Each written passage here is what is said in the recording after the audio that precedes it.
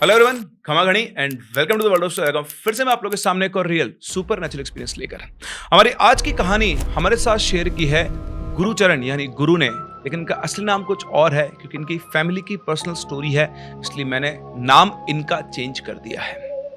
ये कहानी सुनकर आपको समझ में आएगा कि कैसे आपके किए हुए कर्म आपको बचा भी सकते हैं और आपको फंसा भी सकते हैं, आपको एक ऐसी हालत में पहुंचा सकते हैं जिसमें आपकी स्थिति इतनी दयनीय हो जाएगी कि आप सोच भी नहीं सकते। गुरुचरण और उनकी फैमिली भोपाल से बिलोंग करते हैं और ये पूरा का पूरा इंसिडेंट इनकी फैमिली में हुआ। जब ये इंसिडेंट हुआ तो इनके फादर और उनकी 6 बहनें टीनेज में थे और धीरे धीरे समय बीता, इनकी कुछ सिस्टर्स की शादी हो चुकी थी। धीरे धीरे टाइम और निकला, इनके फादर की भी शादी हो गई और इनकी बची हुई 2 जो बुआ थी उनकी भी कुछ सालों में शादी हो गई। बाकी सब तो शादी होकर अपने अपने ससुराल चली गई, लेकिन इनकी एक बुआ वो इनके घर पे यानी इनके अपने मायके के अंदर ही रही, जिनका नाम लता था। और उनके हस्बैंड उनके साथ यहीं घर जमाई बनकर रहने लगे। इनके दादाजी का घर बहुत बड़ा था। इनके दादाजी अच्छे खासे पैसे वाले भी थे, प्रॉपर्टी अच्छी खासी थी, इसलिए उन्हें भी कोई दिक्कत नहीं थी। और सबसे छोटी बेटी थी, प्रेम भी उससे बहुत करते थे, तो लगा चलो एक बेटा तो है ही, एक बेटी भी अपने ही घर पे रह लेगी। ना ही गुरु के फादर को इस चीज से कोई प्रॉब्लम थी। टाइम गुजरा, टाइम के साथ साथ उनके यहाँ 2 लड़के और 1 लड़की हुई उनकी बुआ के, और गुरु के फादर के यहाँ 2 लड़कियां जो इनकी बड़ी दीदी थी और 2 लड़के, ये 2 भाई पैदा हुए। सब बढ़िया चल रहा था, सब कुछ अच्छी लाइफ चल रही थी, दादाजी दादी बिल्कुल ठीक थे।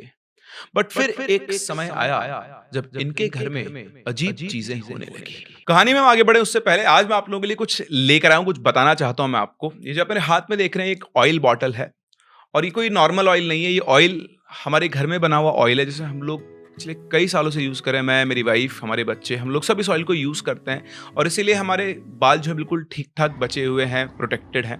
मेरी वाइफ ने तो स्ट्रेटनिंग, स्मूदनिंग, ग्लोबल कलर्स, बहुत सारे ट्रीटमेंट लिए हुए, लेकिन अब भी उसके बाल बहुत बढ़िया मेंटेन्ड है। उसका कारण, एक मात्र कारण है ये ऑयल। ये ऑयल पहले हम सिर्फ घर में ही यूज़ करते थे, लेकिन फिर हमारे एक फ्रेंड को हमने दिया, उन्होंने इसको लगाया, 2-3 महीने यूज़ किया, उसके बाद उन्होंने बहुत पॉजिटिव फीडबैक दिया और उन्होंने सजेस्ट किया कि ये ऑयल आप दूसरे लोगों को भी सप्लाई करो, दो। तो हमने पहले इंस्टाग्राम के ऊपर इस ऑयल को दिया लोगों को और उनके बहुत पॉजिटिव फीडबैक आए। तो पर्सनल यूज़ करने के बाद ही मैं इस ऑयल को आप लोगों को सजेस्ट कर रहा हूँ। कोई प्रेशर नहीं है, ठीक है? लेकिन अगर आप परेशान हैं कि आपके बाल झड़ते हैं, कमज़ोर हो गए हैं, बालों में शाइन और स्ट्रेंथ नहीं है, आपने कोई केमिकल ट्रीटमेंट करवाया था, उसकी वजह से आपके बाल डैमेज हो गए हैं और वो वापस से आप उस टेक्सचर को ऑब्टेन नहीं कर पा रहे हैं, तो करीबन 1 महीना या 2 महीने के आसपास आप इस ऑयल को यूज़ करें। हफ्ते में 2 बार लगाएं ओवरनाइट। अगर अपने बालों को स्टीम दे पाएँ ऑयल लगाने के करीबन 15-20 मिनट के बाद और फिर ओवरनाइट रख पाएँ तो बहुत ही अच्छा है। डेली यूज़ करना चाहें डेली यूज़ कर सकते हैं, लेकिन हाँ, आप इसे ट्राई करके ज़रूर देखें। इसमें सारे नेचुरल इंग्रीडिएंट्स हैं। बेस ऑयल जो है कोकोनट ऑयल है, जिसे हम लोग खुद अपनी आँखों के सामने कच्ची घानी से निकलवा कर लाते हैं, ठीक है? हम इस चीज़ का पूरा ध्यान रख रहे हैं कि इसमें एक भी केमिकल ना जाए। इसके अंदर आंवला है, कलौंजी है, दाना मेथी है, गुड़हल के फूल जो हैं वो हैं और कड़ी पत्ता। ये 5 इंग्रीडिएंट्स ऐसे हैं जिनको यूज़ करके कढ़ाई में तेल डाल के उनको एक्सट्रैक्ट करके मेरी वाइफ हमेशा से इस ऑयल को बनाती रही है। स्मेल, खुशबू नहीं है इसके अंदर किसी भी तरह की, और यही इसके नेचुरल होने का प्रमाण है। थोड़ी खुशबू इसकी इंटेंस है, हो सकता है आपको पसंद भी ना आए, लेकिन अगर वाक़ई में आप अपने बालों को सही रखना चाहते हैं, तो एक बार इस ऑयल को ज़रूर यूज़ करके देखें।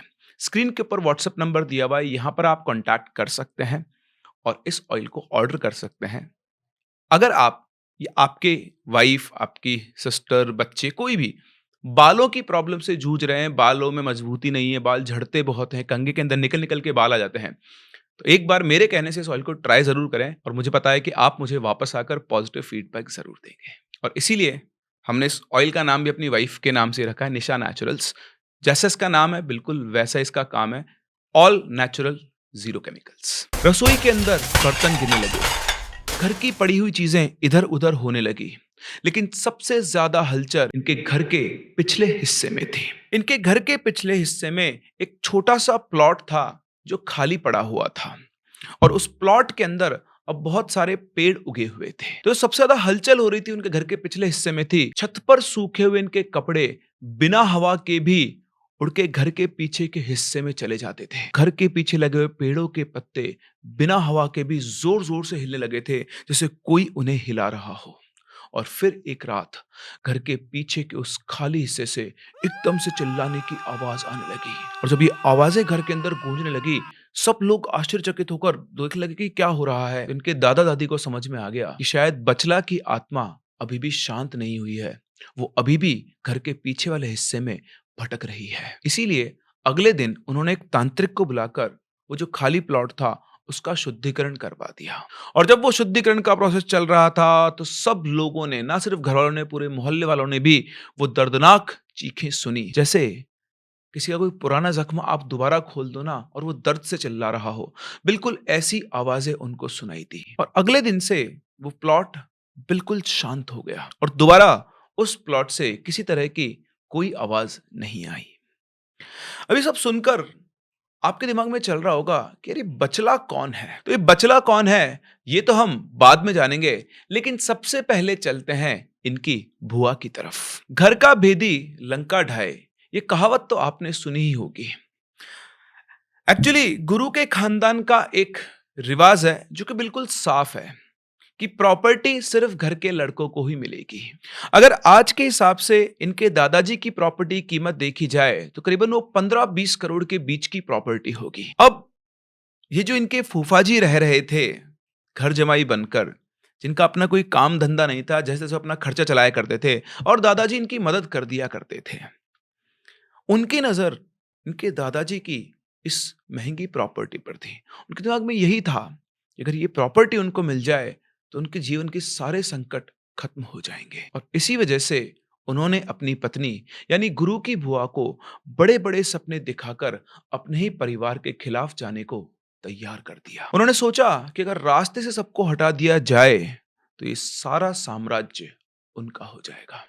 लेकिन इनकी बुआ अच्छे से जानती थी कि गुरु के पिता और दादाजी को रास्ते से हटाना आसान नहीं था। इसलिए उन्होंने सहारा लिया काले जादू यानी ब्लैक मैजिक का। इनकी बुआ की इनके किसी दोस्त की वजह से किसी एक तांत्रिक से जानकारी हुई और जब उसने अपने जानकार तांत्रिक से अपने मन की बात कही तो वो तांत्रिक पैसों के लालच में इनकी हेल्प करने को तैयार हो गया। इनकी बुआ एक ऐसे तांत्रिक को घर लेकर आई जो ना सिर्फ एक पहुंचा हुआ तांत्रिक था बल्कि भेष बदलने में भी माहिर था। वो घर में एक साधु का भेष लेकर आया और आते ही उसने एक पुरानी चाल चली, खजाने का लालच। उसने कहा कि आपके घर के नीचे एक खजाना दबा हुआ है जिसे ढूंढने में मैं आपकी मदद कर सकता हूं। ये बात सुन के गुरु के पिता ने तो साफ साफ मना कर दिया कि भाई हमें कोई खजाना वजाना नहीं चाहिए, हमारे पास भगवान का दिया सब कुछ बढ़िया है, आप यहां से जा सकते हैं। लेकिन इनकी बुआ जो कि इस घर की बेटी थी, घर की बेटी होने का उन्होंने फायदा उठाया और इनके दादाजी को मना लिया।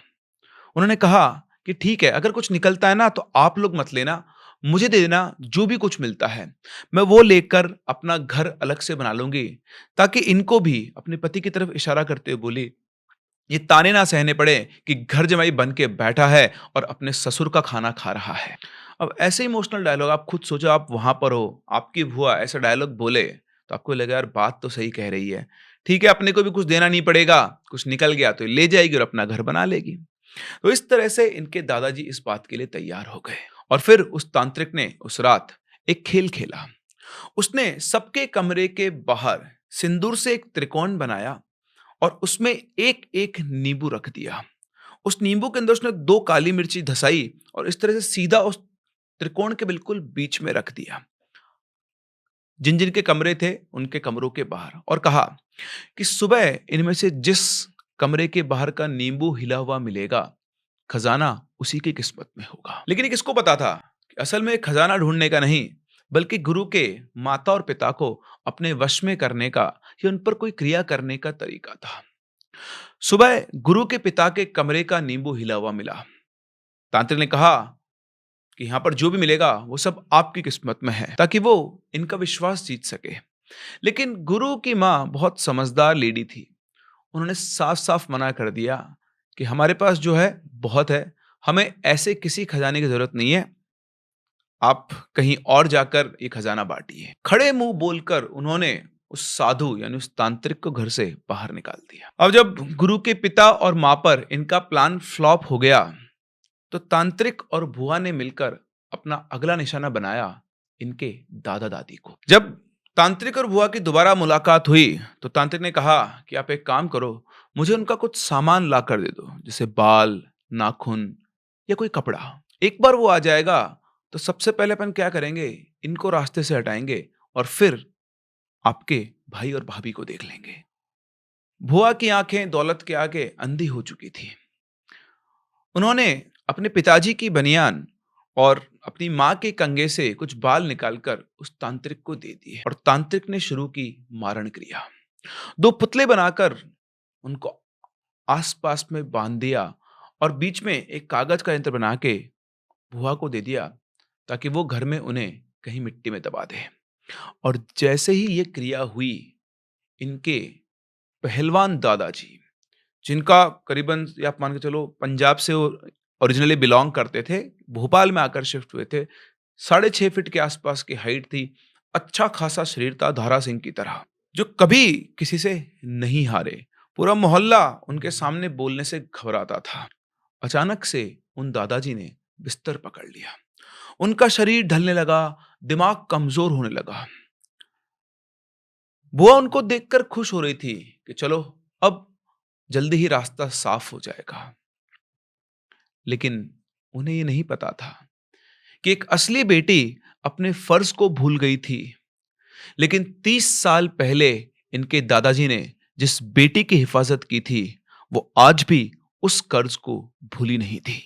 दादा दादी की गिरती हुई हेल्थ अचानक से एकदम से ठीक होने लगी और जैसे कोई चमत्कार हुआ हो, एक ही दिन के अंदर दोनों के दोनों वापस से नॉर्मल हो गए। ये देखकर वो तांत्रिक और इनकी बुआ दोनों हैरान थे कि इतना बड़ा वार, इतनी बड़ी तांत्रिक क्रिया फेल कैसे हो सकती है। अब जब ऐसा हुआ तो बुआ का दिमाग और खराब हो गया और उसने इस बार उस तांत्रिक से कहा कि तू छोड़ माँ बापा को, तो मेरे भाई और भाभी और उनके बच्चों को लपेट ले। और ऐसा ही हुआ, उसने फिर से एक और क्रिया की और जब दोबारा उसने क्रिया की तो इस बार जो घर के बच्चे थे, सबसे पहले उनकी तबीयत खराब होना शुरू हुई। इनके पेरेंट्स ने इनका बहुत ट्रीटमेंट करवाया, इधर से उधर लेकर भागे, लेकिन कोई फर्क नहीं पड़ रहा था। 3-3 दिन बच्चे अस्पताल में एडमिट हो रहे, लेकिन कोई फर्क ही नहीं आ रहा। बुखार हो रहा है, दस्त हो रहा है, कमजोरी आ रही है। लेकिन फिर से 8-10 दिन के बाद एकदम से ड्रामेटिकली, बिल्कुल आश्चर्यजनक रूप से 2 दिन के अंदर अंदर सबकी तबीयत बिल्कुल ठीक हो गई।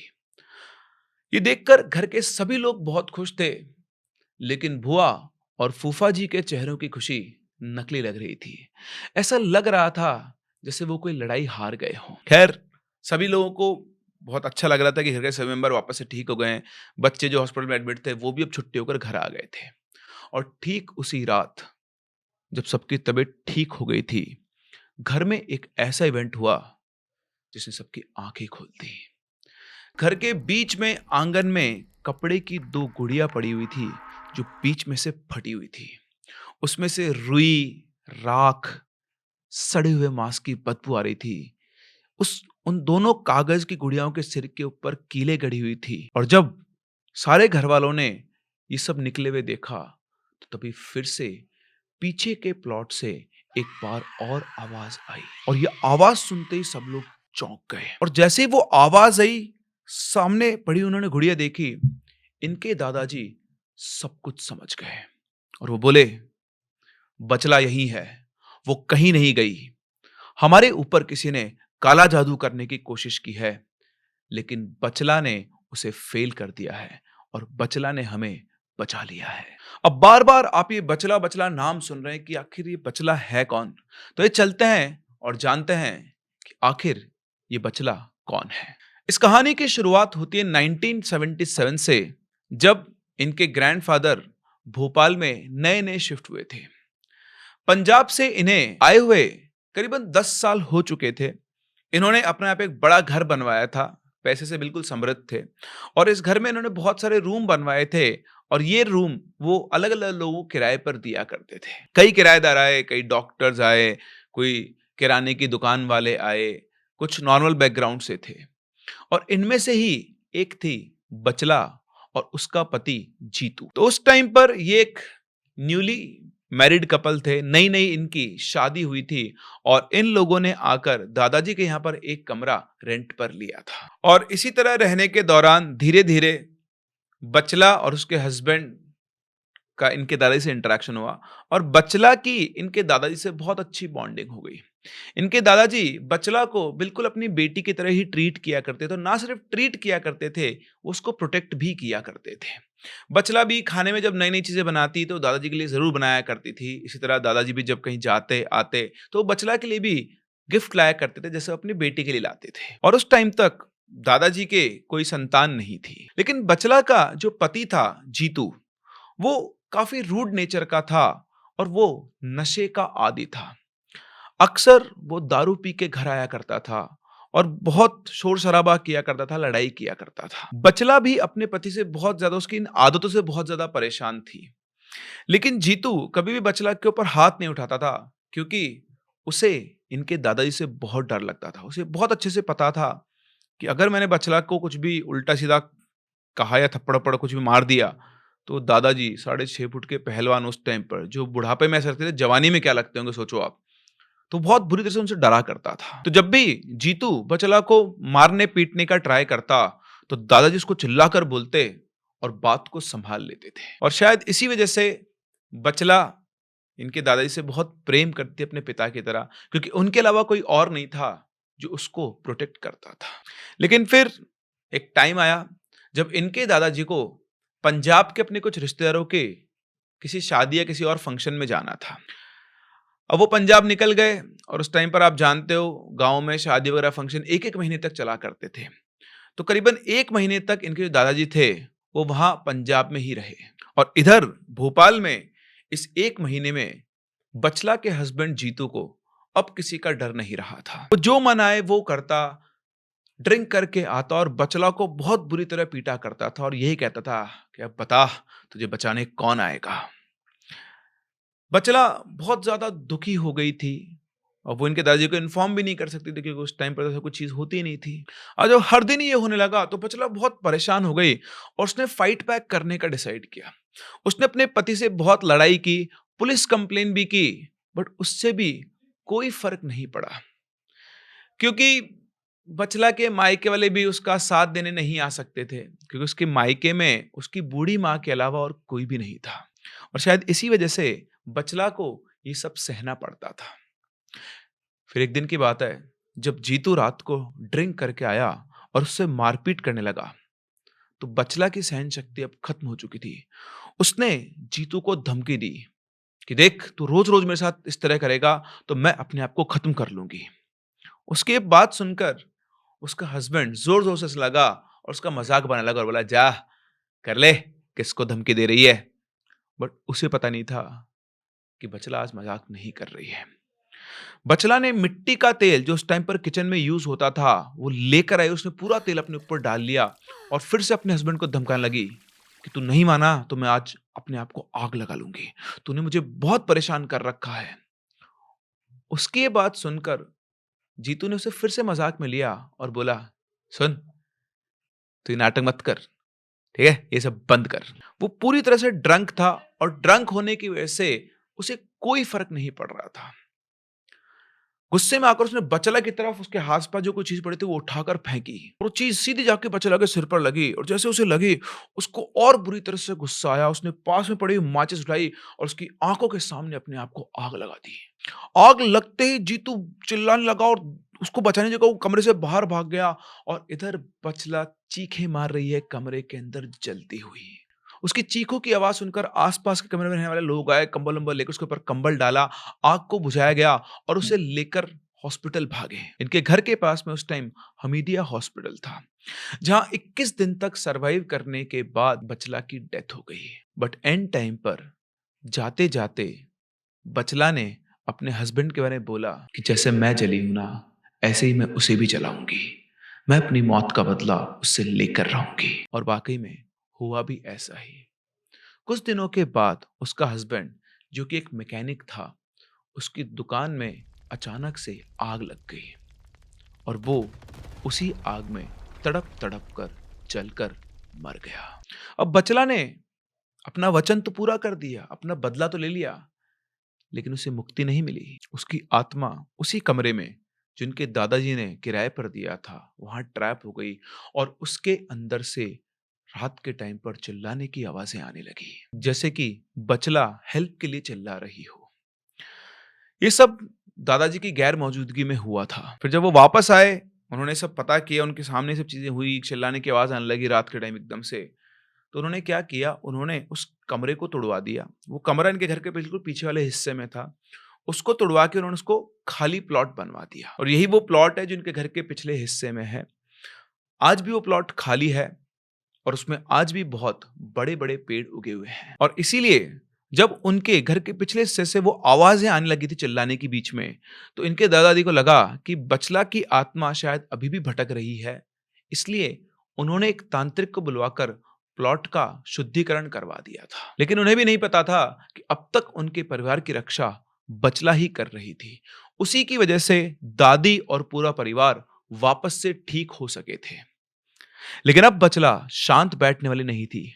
उसने एक बार तो इनकी बुआ को माफ कर दिया था, लेकिन इस बार नहीं। उसी रात जब घर के अंदर वो कपड़े की गुड़िया मिली, रात के करीबन 1 बजे के आसपास घर के पीछे वाले प्लॉट से चिल्लाने की आवाजें आने लगी, जैसे कई लोग एक साथ लड़ रहे हों।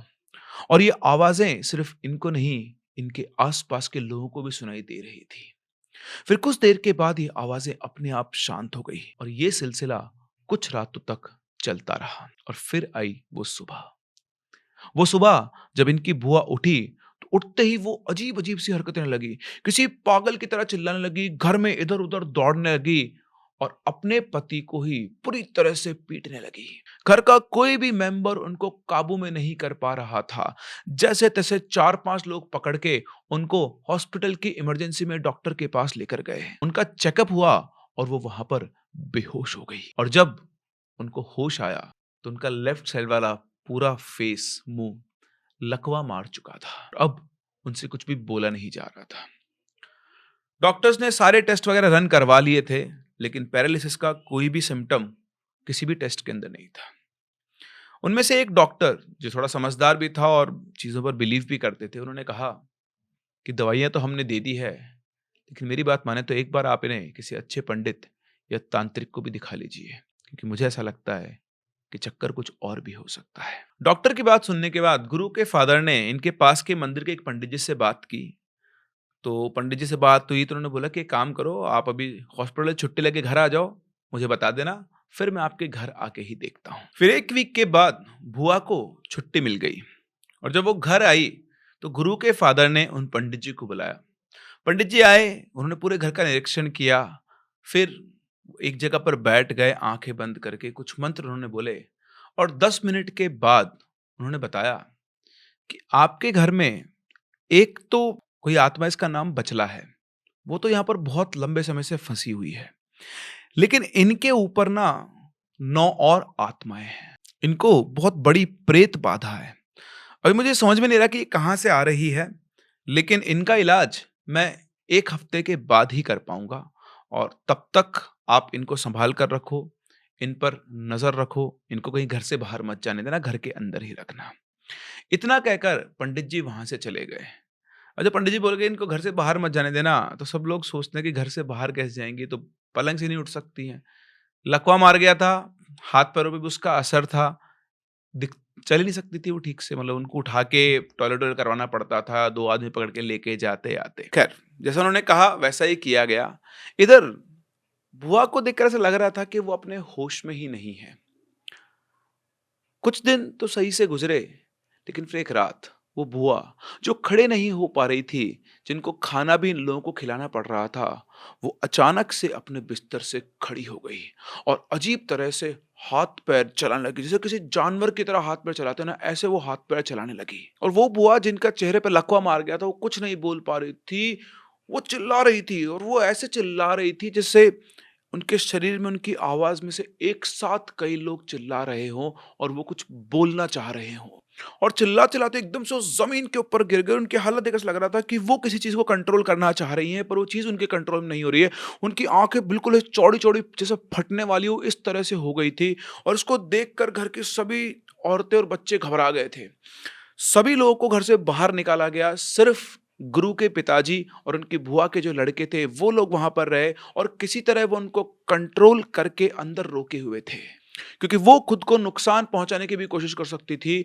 वो बुआ जो बिस्तर से उठ नहीं पा रही थी, जिनको पैरालिसिस का अटैक आ रखा था, उनकी हालत ऐसी हो गई थी कि उनको 3-3 4-4 वो घर के लोग मिलकर कंट्रोल नहीं कर पाए थे। 1 घंटे तक ये तांडव चला और उसके बाद वो एकदम से बेहोश हो गई और वो जो बेहोश हुई, उनकी नींद अगले दिन शाम को खुली। अब पंडित जी के आने में सिर्फ 2 ही दिन बचे थे, लेकिन ये 2 दिन इनकी फैमिली के लिए बहुत मुश्किल वाले थे। फिर रात हुई, सब कुछ ठीक था, लेकिन रात को करीबन 3:30 बजे के आसपास अचानक से इनकी बुआ तेज-तेज साँस लेने लगी और जैसे पिछली रात चिल्ला रही थी, ऐसे चिल्लाने लगी और आज तो उनका टोन और भी ज़्यादा हाई था। वो चिल्लाहट किसी से भी झेली नहीं जा रही थी और बुआ का लड़का जिसकी उम्र करीबन 20 साल थी, जब उन्होंने इनकी बुआ को संभालने की कोशिश की, तो उन्होंने उसका गला पकड़ लिया और पूरी ताकत से, वो ताकत जो उनमें थी भी नहीं, उस ताकत से उसका गला दबाने लग गई बहुत ज़ोर से। गुस्से के अंदर देखकर उनको समझ में नहीं आता कि उनका बेटा उनके सामने है, उसका गला दबा रही है, उनका खुद का बेटा है और गुस्सा निकाल-निकाल के गला दबा रही है। वो तो उनका जो बेटा था, वो आर्मी में था। उसमें इतनी ताकत थी कि जैसे-तैसे करके उसने अपनी माँ के हाथ से अपना गला छुड़वा लिया और ज़मीन पर गिर गए। इसके बाद सब लोगों ने जैसे-तैसे मिलकर बुआ को पकड़ा और उनको बेड से बाँध दिया, ताकि वो किसी और को नुकसान ना कर पाए और खुद को भी नहीं। सारी रात गुरु के फादर और उनकी बुआ के बेटे, गुरु, जो भी घर के लड़के थे, वो सब उसी कमरे में जागते रहे और उनका ध्यान रखते रहे।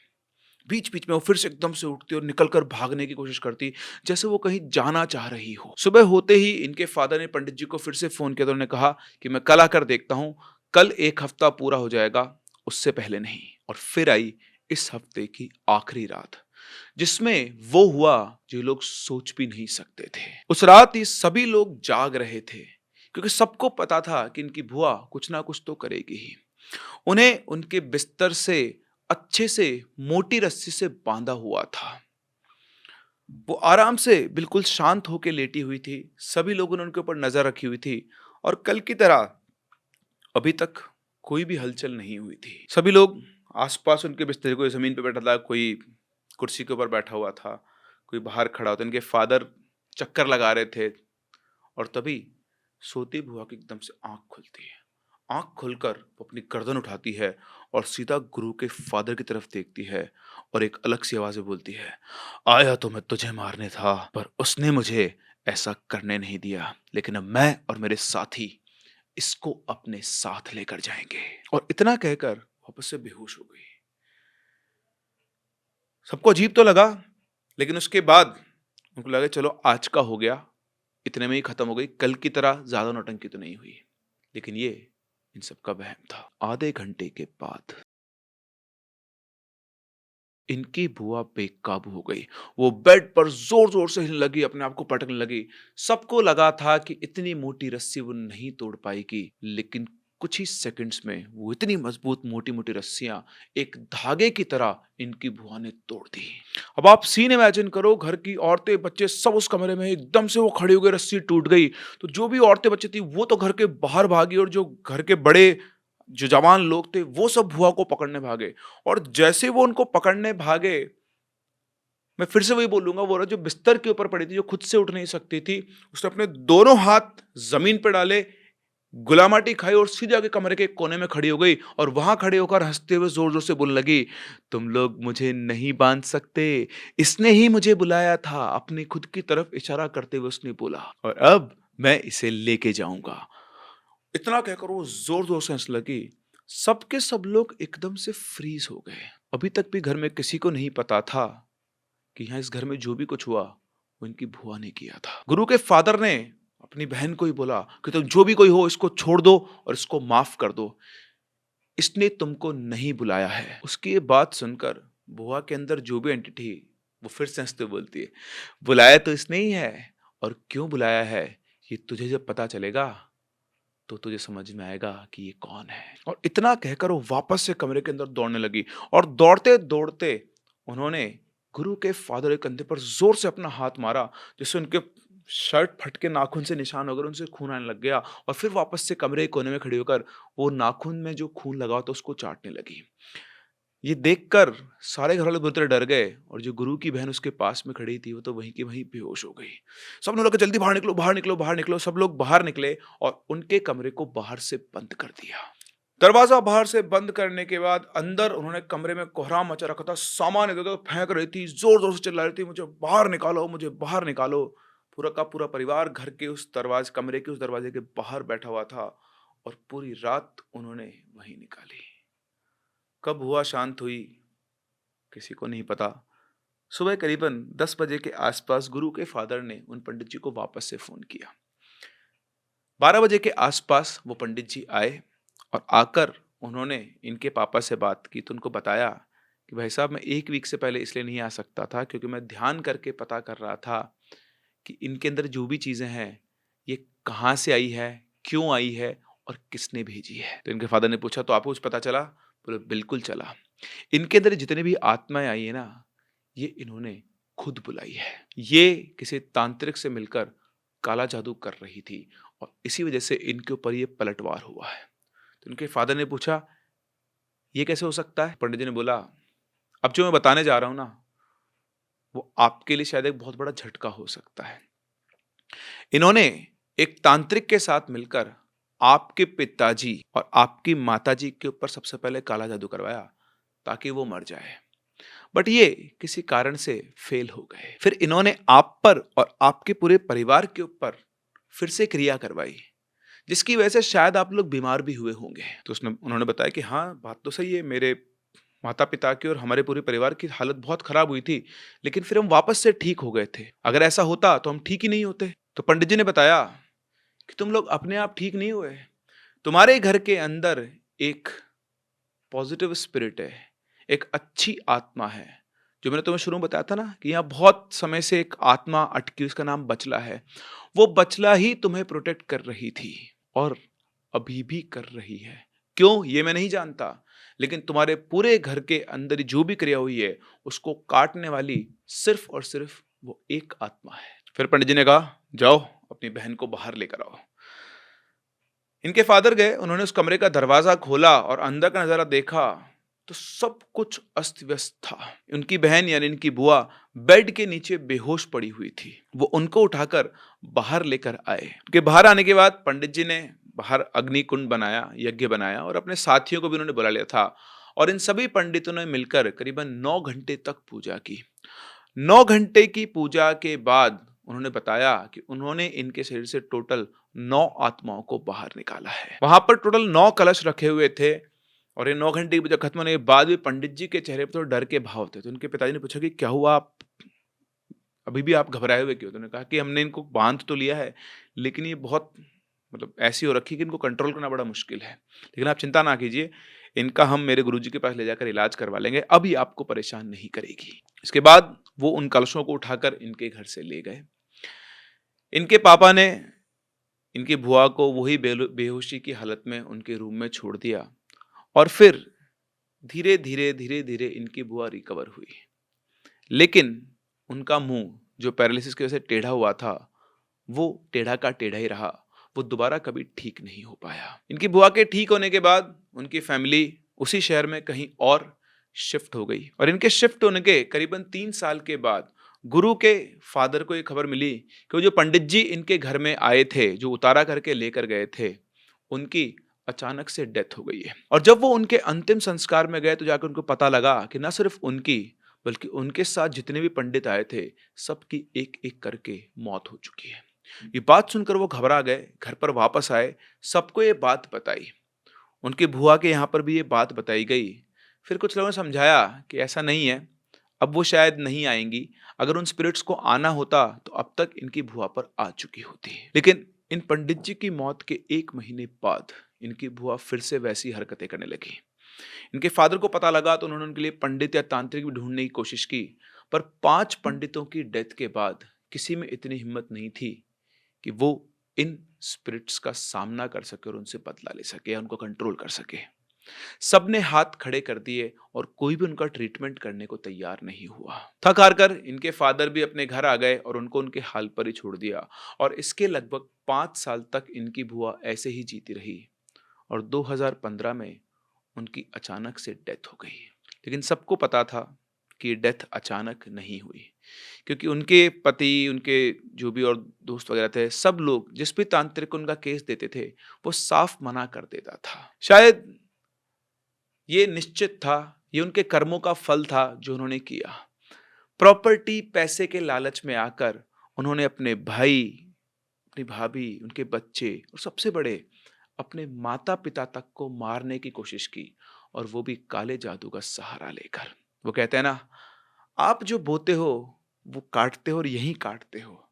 आपके कर्मों का हिसाब आपसे यहीं किया जाएगा।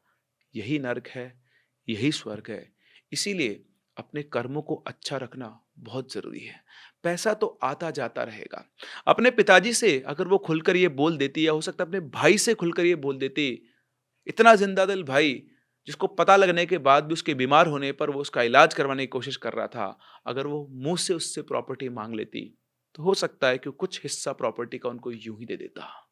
लेकिन अपने पति की बातों में आकर उसने एक बहुत बड़ा कदम उठा लिया। लेकिन इन सबको प्रोटेक्ट किया बचला ने, और शायद आज भी बचला इनके घर में है, वो इनके सभी घर के मेंबर्स को प्रोटेक्ट करती है।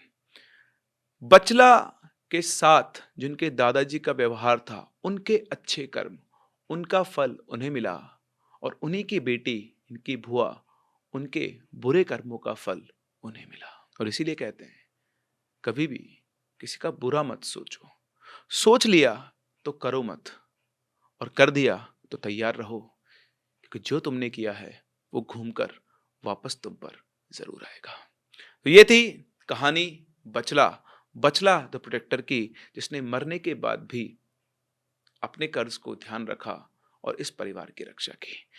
आपको क्या लगता है? अपने व्यूज़ हमें कमेंट सेक्शन में ज़रूर बताएं। हम लोग मिलते हैं अपनी अगली कहानी में, तब तक के लिए keep loving and keep listening.